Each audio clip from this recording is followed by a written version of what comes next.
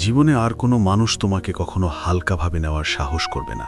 কেউ তোমাকে দমাতে চেষ্টা করবে না, কেউ তোমার অনুভূতি নিয়ে খেলার সাহস করবে না, এবং কেউ তোমাকে ব্যবহার করে ছুঁড়ে ফেলতে পারবে না। তুমি হয়তো ভাবছ, সত্যিই কি এমনটা সম্ভব? হ্যাঁ, অবশ্যই সম্ভব। আর সবচেয়ে অবাক করা বিষয় হলো, এর জন্য তোমাকে মারামারি করতে হবে না, উঁচু গলায় কথা বলতে হবে না, কিংবা রাগও করতে হবে না। শুধু শিখতে হবে চাণক্যের সেই 12টি বিপজ্জনক কৌশল, যার মাধ্যমে মানুষ নিজেই তোমার গুরুত্ব বুঝতে পারবে। চাণক্য বলেন, পৃথিবীতে সবচেয়ে বেশি শোষণ হয় তাদের, যারা মন থেকে ভালো হয় কিন্তু সীমা নির্ধারণ করতে জানে না, যারা সবাইকে প্রয়োজনের চেয়ে বেশি গুরুত্ব দেয়। আর যেই মুহূর্তে সামনের ব্যক্তিটি বুঝতে পারে যে এই ব্যক্তিটি আমার সীমা অতিক্রম করলেও কিছু বলবে না, ঠিক সেখান থেকেই খেলা শুরু হয়ে যায়। সে বস হোক, বন্ধু হোক, আত্মীয় হোক বা নিজের কেউ। প্রথমে তারা তোমাকে হালকাভাবে নিতে শুরু করে, এরপর তোমার কথার কদর শেষ হয় এবং ধীরে ধীরে তোমার আত্মসম্মান চূর্ণ করা হয়।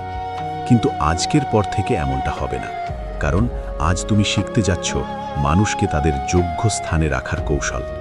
এখন একটু থেমে নিজের জীবনের দিকে তাকাও। সেই 5 জন মানুষকে মনে করো, যারা তোমাকে সবচেয়ে বেশি কষ্ট দিয়েছে, সবচেয়ে বেশি কাঁদিয়েছে। সত্যিটা হলো, সেই 5 জনকেই তুমি কোনো না কোনো সময় তাদের যোগ্যতার চেয়ে বেশি গুরুত্ব দিয়েছিলে। তুমি তাদের এমন একটি স্থান দিয়েছিলে যার তারা যোগ্য ছিল না। চাণক্য স্পষ্ট বলেন, যেই ব্যক্তিকে তুমি তার যোগ্যতার চেয়ে উপরে বসাও, সেই সবার আগে তোমাকে নিচে নামানোর চেষ্টা করে। যোগ্যতা মানে অপমান করা নয়, যোগ্যতা মানে সীমা নির্ধারণ করা, একটি অদৃশ্য রেখা যাকে অতিক্রম করলে তাকে সেখানেই থামিয়ে দেওয়া হয়, শান্ত মনে কিন্তু পূর্ণ দৃঢ়তার সাথে। তাহলে বন্ধুরা, যদি তোমরা চাও যে মানুষ তোমাকে ভয় না পেয়ে বরং সম্মান করুক, যদি তোমরা চাও যে তোমার উপস্থিতিতে মানুষ সাবধানে কথা বলুক, যদি তোমরা চাও যে কেউ তোমাকে দমাতে চেষ্টা করার আগে 100 বার ভাবুক, তাহলে এই ভিডিওটি শেষ পর্যন্ত অবশ্যই দেখো। কারণ এরপর আমি তোমাদেরকে চাণক্যের 12টি সবচেয়ে বিপজ্জনক কৌশল বলতে যাচ্ছি, যা তোমাদের ব্যক্তিত্বকে ভেতর থেকে বদলে দেবে। আর হ্যাঁ, যদি তোমার মনে হয় যে এই ধরনের জ্ঞান সবার কাছে পৌঁছানো উচিত, তাহলে একটি লাইক এবং একটি সুন্দর মন্তব্য করে তোমার উপস্থিতি অবশ্যই জানান দাও। চ্যানেলটি সাবস্ক্রাইব করো এবং জানাও যে তুমি এই ভিডিওটি কোথা থেকে দেখছো। এখন সময় নষ্ট না করে চাণক্য নীতির সেই গোপন কৌশলগুলো শুরু করা যাক, যা মানুষকে তাদের যোগ্যতা মনে করিয়ে দেয়। প্রথম নিয়ম, কখনো কোনো মানুষকে নিজের উপর কর্তৃত্ব করতে দেবে না। বন্ধুরা, এটি সেই প্রথম এবং সবচেয়ে বিপজ্জনক ভুল, যেখান থেকে মানুষের পতন শুরু হয়। মানুষ ভাবে যে যদি সামনের ব্যক্তিটি নিজের হয়, বাবা, ভাই, স্বামী, স্ত্রী, বন্ধু বা বস, তাহলে একটু সহ্য করে নেওয়া উচিত। কিন্তু চাণক্য বলেন, সহনশীলতা এবং দুর্বলতার মধ্যে একটি খুব পাতলা রেখা থাকে, আর যেই মুহূর্তে কোনো মানুষ সেই রেখা অতিক্রম করে, সে তোমাকে সমকক্ষ না ভেবে নিজের থেকে নিচু ভাবতে শুরু করে। কর্তৃত্ব করা কখনো হঠাৎ করে হয় না, এর শুরু হয় খুব ছোট ছোট বিষয় দিয়ে, যেগুলো আমরা প্রায়শই ছোটখাটো কথা বলে এড়িয়ে যাই। ধরো, কেউ তোমাকে অকারণে বকা দেয় এবং তুমি চুপ করে থাকো। কেউ তোমার কথা কেটে দেয়, তোমার সিদ্ধান্ত বাতিল করে দেয় এবং তুমি প্রতিবাদ করো না। কেউ তোমার সময়, শ্রম এবং অনুভূতির কদর করে না এবং তুমি তবুও হাসো।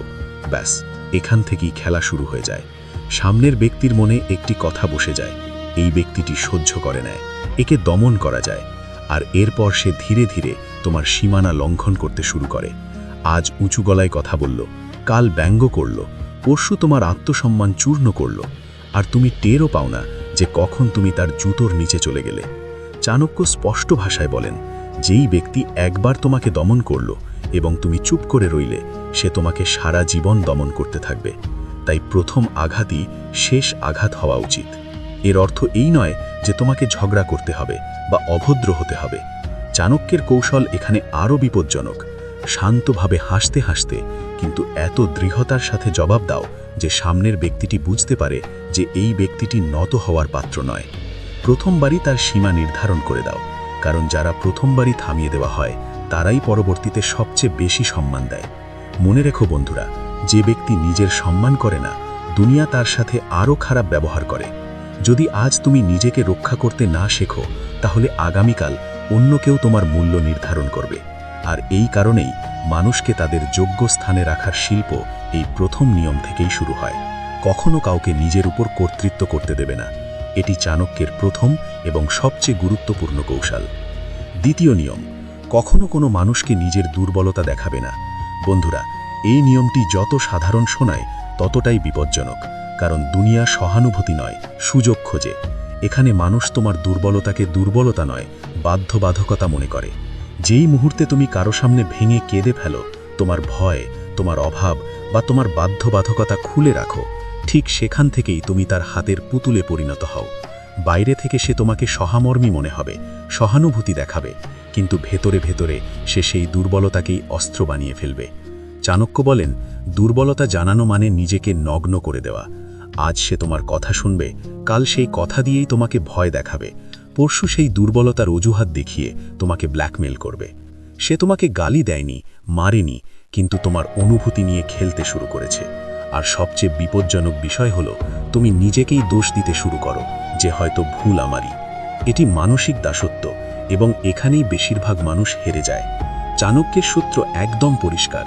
তোমার দুর্বলতা শুধু সেই ব্যক্তিকে জানাও যে তোমাকে সেই দুর্বলতা থেকে বের করে আনতে পারে, যে সমাধান দিতে পারে, পথ দেখাতে পারে, তোমাকে শক্তিশালী করতে পারে।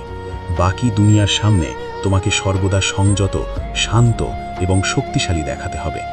এর অর্থ এই নয় যে তোমাকে পাথর হয়ে যেতে হবে, বরং এর অর্থ হলো তোমার ভেতরের লড়াইগুলো সবাইকে দেখানোর প্রয়োজন নেই, কারণ প্রতিটি শ্রোতা তোমার মঙ্গল চায় না। মনে রেখো বন্ধুরা, মানুষ শক্তিশালী ব্যক্তিকে এড়িয়ে চলে এবং দুর্বল ব্যক্তির সাথে খেলা করে। এটিই পৃথিবীর তিক্ত সত্য। যখন তুমি শক্তিশালী দেখাও, মানুষ সাবধানে কথা বলে। যখন তুমি দুর্বল দেখাও, মানুষ সীমা অতিক্রম করতে শুরু করে। তাই আজই ঠিক করে নাও, তোমার সাথে কে ভয়ে চলবে এবং কে খেলার সাহস করবে। কারণ চাণক্যের নীতি এটাই শেখায় যে নিজের দুর্বলতা লুকাতে শিখল, সেই মানুষকে তাদের যোগ্যতা মনে করিয়ে দিতে শিখল। তৃতীয় নিয়ম, সবচেয়ে বিপজ্জনক নিয়ম, কখনো কাউকে বারবার সুযোগ দেবে না। বন্ধুরা, এটিই সেই জায়গা যেখানে সবচেয়ে বুদ্ধিমান মানুষরাও প্রতারিত হয়। আমরা ভাবি প্রথমবার ছিল, ভুল হয়ে গেছে, দ্বিতীয়বারও ভাবি ঠিক আছে, মানুষ তো। কিন্তু যেই মুহূর্তে তৃতীয়বার সেই একই ভুল পুনরাবৃত্তি হয়, সেখানে ভুল তার থাকে না, ভুল তোমার হয়ে যায়, কারণ এখন এটা তার অভ্যেস হয়ে গেছে। চাণক্য বলেন, যাকে তুমি 3 বার ক্ষমা করেছ, সে চতুর্থবার তোমাকে তার গোলাম মনে করেছে। এখন সে জেনে গেছে যে তুমি কিছুই